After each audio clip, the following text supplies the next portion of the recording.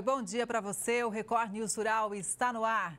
O presidente Lula afirmou que o acordo de livre comércio entre o Mercosul e a União Europeia vai ser assinado em 20 de dezembro. Neste semestre, o Brasil está na presidência do Bloco Sul-Americano e Lula colocou como prioridade a finalização do acordo com os europeus. O Parlamento Europeu precisa aprovar com votos favoráveis de 50% dos deputados mais um, o que pode ter resistências de países que questionam termos do acordo. A França é um deles. Agricultores europeus já protestaram várias vezes, dizendo que o acordo levaria a importações baratas de commodities sul-americanas, principalmente carne bovina, que não atendem aos padrões de segurança alimentar e ecológicos da União Europeia. A comissão negou que esse seja o caso. Depois de assinado, o acordo ainda deve levar alguns anos para ser discutido e então implementado. A França ela é tradicionalmente conhecida pelo seu protecionismo.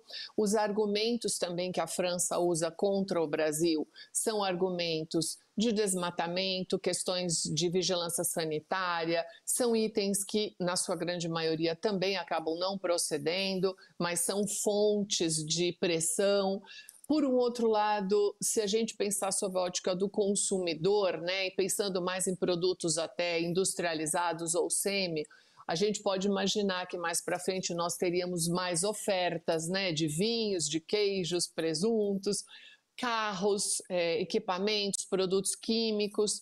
Mas, no fundo, a gente também precisa decidir o que o Brasil quer fazer como país. Se ele vai continuar exportando minério ou se ele vai começar a produzir, porque, afinal de contas, a União Europeia inteira está de olho nas nossas terras raras. Nossa produção de queijos, que é uma estrutura artesanal extremamente premiada, será que nós teremos mercado na Europa para a nossa produção de queijos? Ou só a gente vai importar e prejudicar aqui internamente? Então é importante discutir isso. A produção de vinhos, por exemplo, será que para a Argentina, para o Uruguai, também vai ser interessante ter uma entrada de vinhos europeus lá? Será que eles também vão conseguir exportar o vinho deles? Então, por isso que cada segmento precisa ser ouvido, escutado, e é por isso que esse processo é lento. Um adubo orgânico extremamente eficiente e sustentável. É um composto rico em nutrientes e micro-organismos que melhoram a estrutura da planta e do solo, proporcionando boa produtividade e diminuição dos custos. Em meio hectare de plantação, Carlos deposita este pó escuro na terra. Tudo está bonito e saudável graças ao manejo. A adubação é uma etapa importante e aqui é feita com o bocache. O bocache é um adubo orgânico que tem a ativação biológica. E como elementos tem o fósforo, de origem natural, tem também cinzas de reflorestamento, farelos de trigo, de arroz, melaço, cama de frango, que é aquele material que fica embaixo dos animais. E o Carlos, ele fabrica esse tipo de adubo aqui na propriedade há cerca de 15 anos, aqui em Planaltina. Conta pra gente como é que é feito esse processo, Carlos. Então, como você bem disse, o processo de produção do bocache é natural. O bocache ele vai vários elementos, como você falou, sempre com cuidado do equilíbrio nutricional carbono e nitrogênio. E todos esses produtos, como você falou, de origem naturais, têm por um objetivo de tratar a planta com os elementos que são necessários para o desenvolvimento.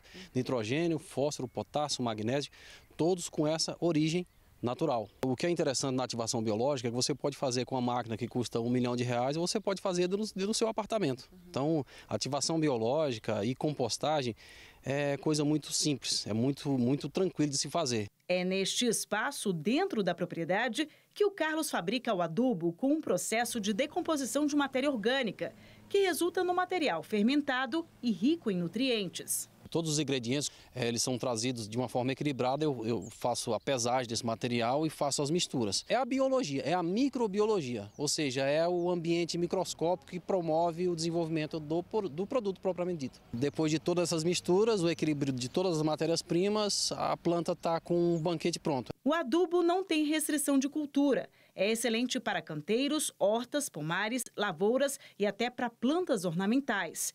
Segundo Carlos, o bocashi libera os nutrientes para a planta na velocidade que ela precisa para utilizá-los. E esse cuidado faz com que a produtividade aumente e o custo de produção diminua. A principal proposta é você dar ao cliente, ao consumidor desse adubo, possibilidade de produzir sem utilizar em excesso adubação química, agrotóxicos, ele que tem uma pequena propriedade, ele poder não rotacionar tanto a cultura, ele poder segurar um pouco mais, então ele consegue reduzir custo de pulverização, de adubação, de rega e naturalmente por conta dessas economias ele reduz o custo de produção. Hoje nós temos uma busca cada vez maior por sustentabilidade e o bocashi permite ter uma sustentabilidade e uma saúde maior para o solo, substituindo uma adubação química por uma adubação que é biológica, que tem micro-organismos que vão poder fazer bem para esse solo, desde a parte química, passando pela parte física e principalmente para a biologia desse solo, a gente tem realmente plantas que são bem nutridas, com a quantidade de alimento correto e tendo uma maior sustentabilidade na produção rural como um todo. Carlos fabrica cerca de 60 toneladas por mês. Desde o início da produção, ele recebe a orientação da Emater. Esse atendimento foi importante em todas as etapas. A gente sempre acompanhando a família dele, sempre vendo todos os processos e a gente teve a oportunidade de auxiliar. A produção do adubo orgânico é motivo de orgulho e alegria por aqui. Mudou a minha vida, hoje eu tenho 3 filhos, a minha esposa ela conseguiu ver todos os primeiros passos dos filhos sem ter que terceirizar essa educação, isso graças à qualidade de vida que esse adubo pôde proporcionar à minha família. Com previsão de menor oferta mundial e expectativa de demanda mais aquecida, os preços da soja estão subindo. Os produtores brasileiros estão mais resistentes em negociar novos lotes de soja em grão. Isso porque, com as chuvas irregulares, necessidade de replantio de algumas áreas e demanda externa mais aquecida, a liquidez no mercado spot nacional diminuiu e os preços subiram. De acordo com o CPEA, projeções da USDA apontam menor oferta mundial, o que pode impactar em menor volume de estoque por demanda. Levantamentos do CPEA apontam que os preços do farelo de soja seguem aquecidos, resultado da demanda doméstica em alta. Já as indústrias de biodiesel seguem abastecidas, o que mantém as negociações de óleo de soja enfraquecidas. Os vendedores de milho também estão retraídos, viu? Com isso, os preços seguem firmes. A semeadura da safra de verão vem apresentando bom desenvolvimento nas principais regiões produtoras do país. De acordo com a Conab, até 15 de novembro, pouco mais de 52% da área da safra de verão havia sido semeada no Brasil. Com o foco no campo, os vendedores estão segurando as negociações, com a demanda pontual apenas para repor os estoques. Já no mercado internacional, com a estimativa de maior produção mundial, os preços seguem em queda. Com relação aos embarques brasileiros de milho, segundo a SECEX, a média diária de embarques este mês está 7,6% acima da de novembro de 2024. Com isso, em 10 dias úteis de novembro, foram embarcadas 2,67 milhões de toneladas de milho. Caso o atual ritmo seja mantido até o encerramento deste mês, as exportações brasileiras de milho podem somar 5 milhões de toneladas. A retirada das taxas norte-americanas trouxe, claro, alívio para o setor exportador de produtos citrícolas. Entendo por quê. O suco de laranja brasileiro já estava isento da taxa de 40%. Porém, no final da semana passada, o governo dos Estados Unidos retirou a tarifa adicional de 10% que havia sido aplicada de forma generalizada às importações em abril deste ano e que ainda incidia sobre o produto. Já os óleos essenciais, os subprodutos terapêuticos e a polpa de laranja tiveram as tarifas de 40% zeradas, mas continuaram sobretaxados em 10%. O anúncio trouxe alívio para o setor, que enfrenta um período de lentidão nos embarques internacionais. A tarifa de $415 por tonelada de suco de laranja concentrado e congelado segue vigente. Uma bebida fabricada no interior de Minas Gerais foi premiada num concurso estadual de cachaça de alambiques e aguardentes. A produção é em uma fazenda de quase 100 anos.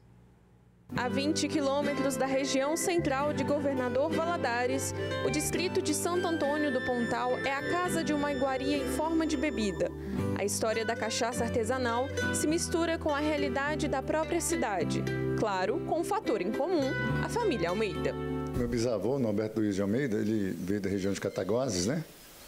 a intenção de produzir café. Mas o café logo foi dando espaço para que o avô de Túlio pudesse colocar os primeiros passos de produção da cachaça na prática. Por volta de 1947 ele registrou a cachaça Tinga, né? Não existia NPI naquela época, mas ele fez o rótulo da cachaça Tinga. Depois ele fez uma impressão em 1950, mudando o rótulo para amarelo, com a âncora, né? Descendo assim bem no meio do rótulo.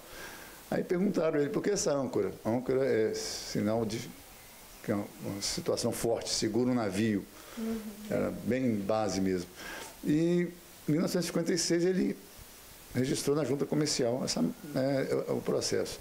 A história desse espaço, que hoje é a cachaçaria, começou lá em 1928, há quase 100 anos. Inicialmente, na época, a produção era movida por bois. Aí passou por essa roda d'água e depois foi modernizada com eletricidade. Hoje, a roda d'água faz parte de uma espécie de museu a céu aberto, que compõe a estrutura desta fábrica. Uma base histórica tão rica e detalhada deu espaço para que o Túlio mantivesse a tradição familiar.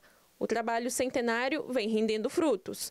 Neste mês, a cachaçaria recebeu 2 prêmios no segundo concurso de avaliação de qualidade das cachaças de alambique e aguardentes de canas mineiras. A premiação é promovida pelo governo de Minas e realizada pela Emater. E o que essa premiação representa para você? Essa premiação representa para mim dedicação, né? Muito trabalho, dedicação ao trabalho. Fortalecimento da marca, né? Eu quero que a marca seja conhecida aqui na região e que se expande, né? O artesão de cachaça acredita que premiações e incentivos governamentais ajudam a tirar o estigma da cachaça. Dessa forma, a bebida pode ser valorizada como um patrimônio culinário do Vale do Rio Doce. Quando você vai fortalecendo a marca, as portas vão se abrindo mais. E nisso aí, com a dedicação, já que eu estou aqui há 17 anos, já abri a minha primeira porta para os Estados Unidos. Já estou exportando para os Estados Unidos, né? Túlio ainda incentiva novos produtores a se manterem firmes na arte de transformar a cana-de-açúcar em uma cachaça saborosa e artesanal. Eu acho que deveriam, né, ter um esforço maior de registros legalizados de alambiques, porque isso, no futuro, ao longo prazo, vai dar resultado.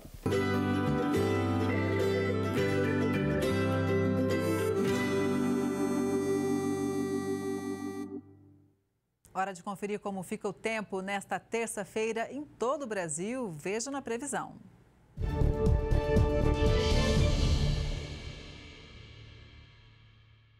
A terça-feira será marcada por tempo mais estável no sul do país, enquanto no sudeste, as instabilidades seguem atuando, devido à formação de uma nova área de baixa pressão na costa.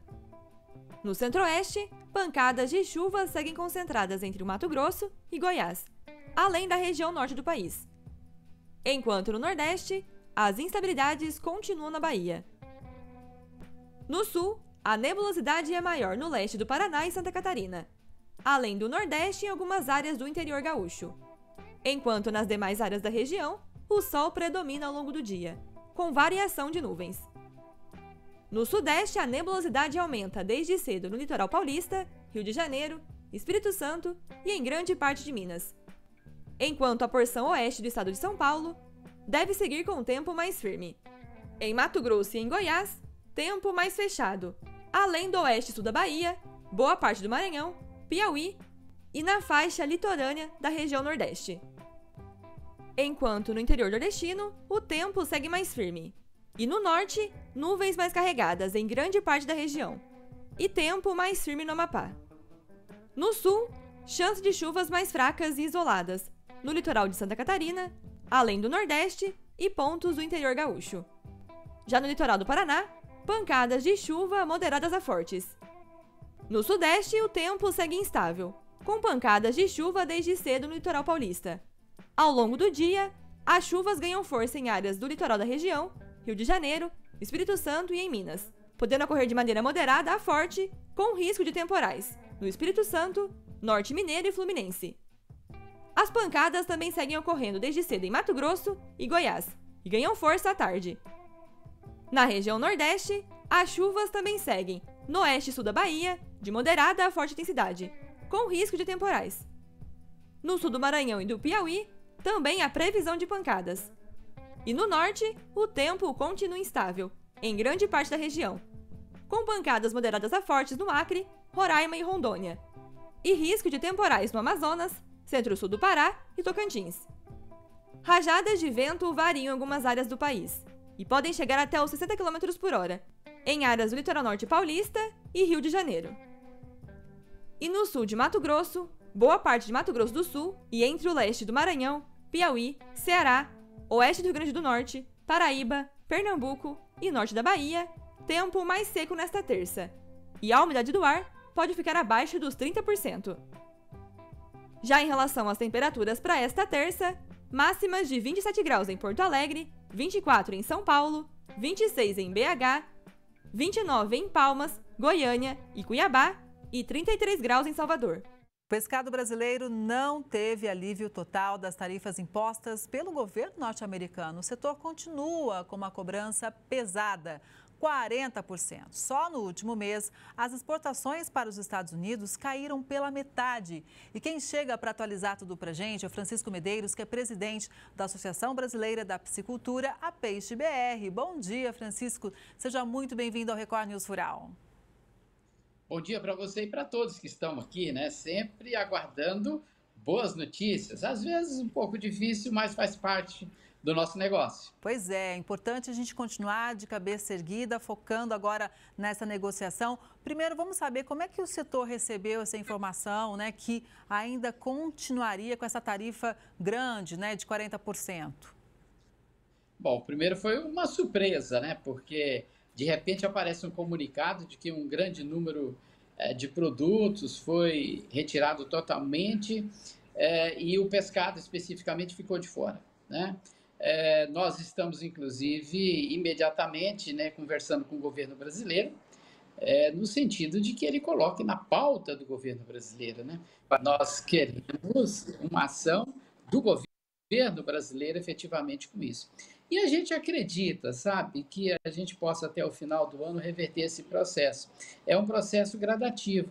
E um dado aqui de última mão, né, vocês são o primeiro a saber, quando a gente acabou de sair nos Estados Unidos, os dados de importação oficial dos Estados Unidos de tilápia, tá? Então, no ano de 2025, mesmo com todas essas restrições, nós saímos de o quarto maior fornecedor de tilápia de uma maneira geral para o terceiro, ou seja, o primeiro é China, segundo Colômbia e agora o terceiro é o Brasil. Considerando tilápia inteira, filé fresco, filé congelado, a gente estava em segundo com filé fresco. Então, assim, mesmo assim, a gente continuou avançando nos Estados Unidos. As empresas continuam pagando a conta para poder entregar o produto lá. Então, uma boa notícia, uma notícia, vamos dizer, de hoje. Pois é, muito importante, né? E a gente divulgar. E esse resultado, ou seja, essa ampliação de comércio com os Estados Unidos, apesar desse cenário de tarifas, mostra como o setor está atento à exigência desse mercado, porque existe um produto todo padronizado ao que pede pelos consumidores norte-americanos. Exatamente. O mercado americano, com relação ao filé de tilápia, nós temos dois mercados. Um mercado é o mercado de um produto, um filé de baixa qualidade, que a gente chama filé padrão China. E o segundo é o produto de melhor qualidade, que hoje quem entrega principalmente o Brasil e a Colômbia para os Estados Unidos, que é o filé fresco.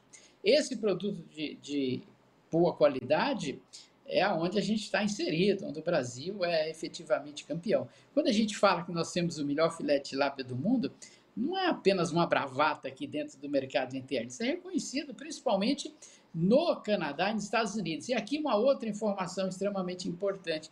Nós nos tornamos o maior exportador de filé fresco de tilápia no Canadá, porque com a questão do tarifácio, a gente está mandando muito produto para o Canadá e já passamos a Colômbia, efetivamente, que era o principal fornecedor de filé fresco de tilápia para aquele país.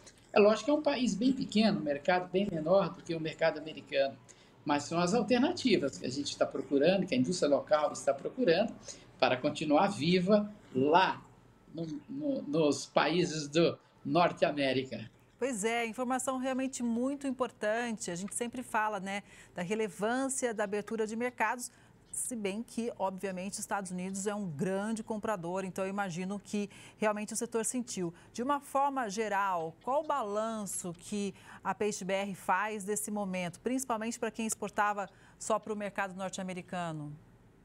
Olha, é um quadro assim bastante interessante, né? O Paraná continua líder, né? As empresas continuam exportando, isso é extremamente interessante. Agora, o melhor foi as empresas do Mato Grosso do Sul, que aumentaram as exportações no tarifaço, tá? Ou seja, estão apostando. O que é apostar? É você ir para o mercado, bancar a tarifa e esperar que essa tarifa caia e você continue dentro do mercado.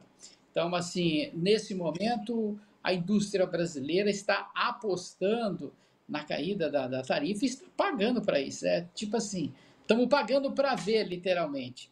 Agora, outro aspecto importante é que o mercado brasileiro interno está aquecido, tanto é que a gente já está na 8ª semana, 2 meses consecutivos de aumento de preços pago ao produtor, o consumo aquecido no mercado interno. Então, quando se trata de mercado, o mercado está regulado no Brasil, ou seja, o impacto inicial do tarifaço nós não observamos mais aqui. O que está impactando ainda são as empresas, que tinha empresa que dependia 30%, 40% do seu faturamento das exportações. Essas ainda estão, como se diz assim, no déficit, né, quando se faz a conta geral. Mas, de uma maneira geral, nós estamos com o mercado regulado. Francisco, outros setores contaram demais com os empresários norte-americanos para também mostrar ao governo Donald Trump a importância de reverter o tarifaço. Com relação à piscicultura, como que está sendo esse apoio também? Porque você já falou, olha, o consumidor norte-americano também está arcando com preço. Olha, essa parceria desde o primeiro dia, né? Porque o interesse é mútuo. O distribuidor lá nos Estados Unidos, ele fica sem fazer negócio. Então, assim, perde dinheiro. Então, eles estão, sim, atuando junto ao governo americano. Agora, existe uma série de fatores. Especificamente com relação ao pescado, nos Estados Unidos, é a 4ª proteína. Então, na frente tem suíno, aves, bovino, depois tilápia. E a gente, o que observou desse movimento do governo Trump foi uma questão exatamente para regular questões de preço no mercado interno, e ele acabou utilizando a teoria de Pareto, né? Eu mexo 20% e resolvo 80% do mercado. Mesmo porque o número de produtos que ele reduziu, do Brasil reduziu a líquida para zero, é menos de 40% do total de tudo que a gente exporta, né? De todos os produtos. Então, foi bastante cirúrgico essa ação do governo dos Estados Unidos. Por isso que a gente agora conta com o governo brasileiro nas negociações bilaterais, para colocar principalmente a tilápia no rol dos produtos a serem negociados, porque atualmente a tilápia, o pescado brasileiro, considerando os produtos da pesca e os produtos da aquicultura, é o pescado mais exportado pelo Brasil. É o mais consumido e mais exportado. Então, a relevância para os Estados Unidos pode não ser tão significativa, mas para o mercado brasileiro, para o governo brasileiro, é bastante significativa. Para a nossa economia, muito significativa. Então, a gente espera, principalmente do vice-presidente Alckmin, como dizer assim, um comprometimento, né, com relação às questões relacionadas ao pescado.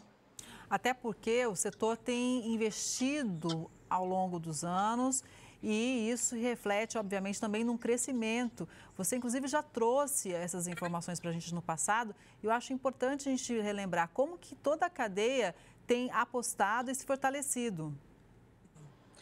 Para você ter ideia, nos últimos 10 anos, a cadeia de tilápia cresceu 10,3% ao ano durante 10 anos seguidos. Ou seja, durante 11 anos seguidos, nós crescemos 2 dígitos. Nós nunca tivemos nenhuma cadeia de proteína animal com uma série histórica em momento nenhum do Brasil. Significa um trabalho, um investimento muito alto. Porque às vezes você vai lá no mercado, o filé está lá, o filé de tilápia está lá. Mas você não imagina o trabalho que tem antes. Então, a indústria, toda a indústria farmacêutica, de equipamentos, de ração, de casa genética, estão todas muito alavancadas, porque investiram bastante no negócio. E esses investimentos, na sua maioria, são de médio e longo prazo, ou seja, são investimentos para serem pagos em 7 a 10 anos. E isso precisa continuar a atividade para ocorrer a liquidez desses investimentos, né? E muitas das empresas têm investimentos aí para 10, 15, 20 anos já programado, se estruturando ou gastando mesmo dinheiro para isso. Então, o setor respondeu, porque o consumidor, que é o nosso termômetro, o consumidor respondeu os investimentos que foram feitos, mais investimentos que estão sendo feitos. Só para você ter uma ideia, a tilapicultura mais tecnológica do mundo é a brasileira, ou seja, a gente não tem o que copiar dos outros. Nós temos a maior produtividade por área, nós temos os primeiros e os maiores equipamentos automáticos do mundo na produção e no processamento, inclusive gerados aqui com tecnologias locais. Então, tanto as empresas nacionais como as multinacionais, elas investiram e continuam investindo. Eu vou só dar um exemplo, né? Hoje a gente já tem filetadoras automáticas e o filé de tilápia, lá na cauda do filé, tem 4 espinhas. Isso é tirado manual, dá um trabalho enorme. Agora mesmo já tem uma empresa que está lançando, já está no mercado, uma máquina de refino automática. Olha só como que é. O filé passa numa esteira, numa velocidade altíssima, é tirado um raio-x, passa para uma memória que tem umas lâminas de corte, mas com jato de água. E ela corta exatamente onde estão as espinhas. Ou seja, filé por filé. Isso é tecnologia de ponta, o que existe de mais moderno no mundo, né? E já está sendo aplicado aqui no Brasil. Então, isso por si só resume o nosso comprometimento com uma atividade aqui no Brasil.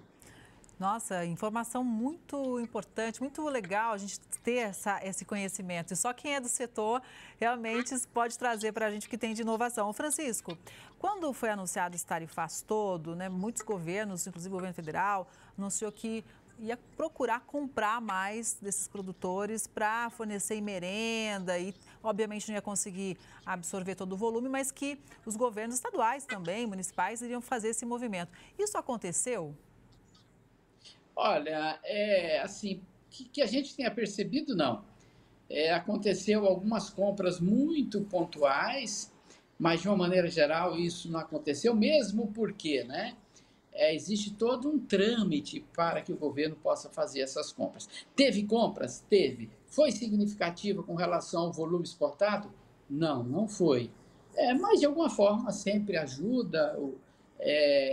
O governo, inclusive, está aí com uma proposta, né, de incorporar a merenda escolar de uma maneira obrigatória, o pescado. Então, a gente espera que a médio prazo traga melhores resultados do que os resultados imediatos. Com relação aos recursos que o governo disponibilizou, as taxas praticamente eram as taxas que já estavam no Plano Safra.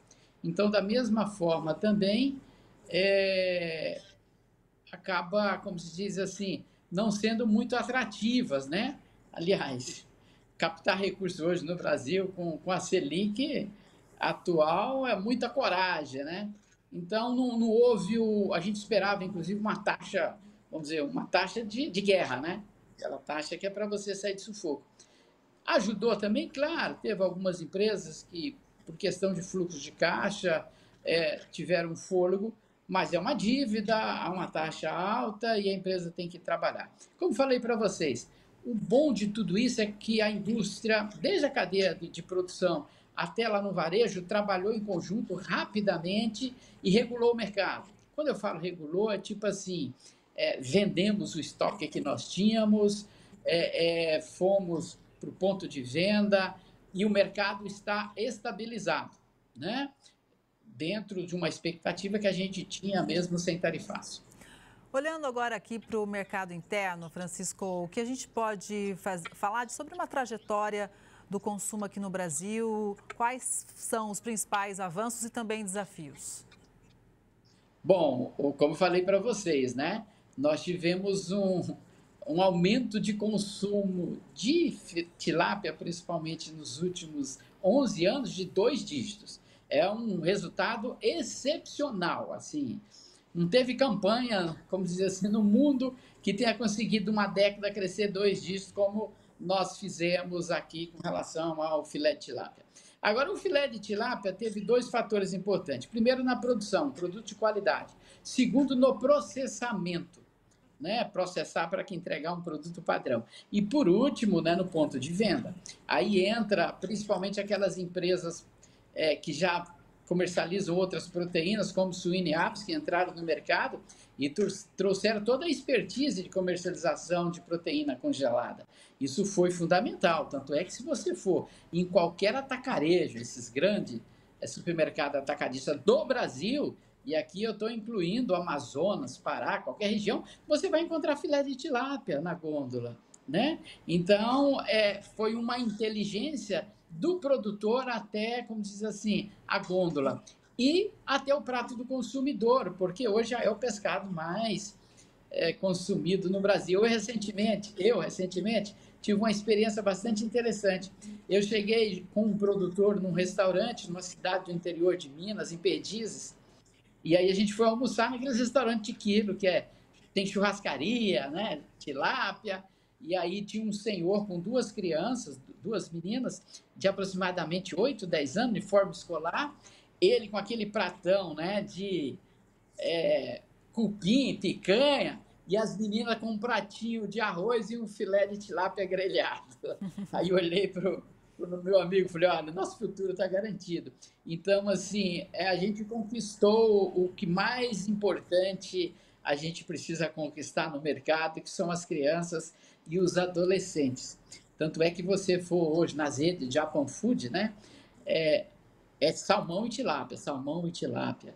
Então, a gente não só conquistou um aumento de mercado, mas nós conquistamos mercados futuros, que isso é fundamental para qualquer tipo de alimento e principalmente, né, um alimento saudável. Eu sempre falo, né, a saudabilidade de um filé de tilápia. O filé de tilápia, se você chega, olha para ele, e aí você não sabe o que fazer com ele, como fazer para comer, come cru. Olha que maravilha.